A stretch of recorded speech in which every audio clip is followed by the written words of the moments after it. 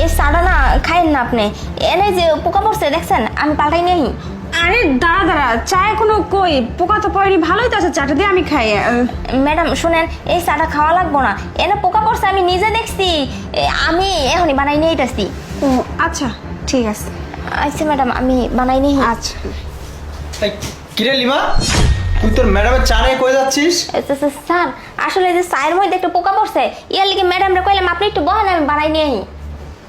কই কোনো পোকা তো পড়েনি, মিথ্যা কথা কেন বলছিস? হ্যাঁ স্যার আমি পেয়া না চাটা তুমি খাও। হ্যাঁ আমি বললাম।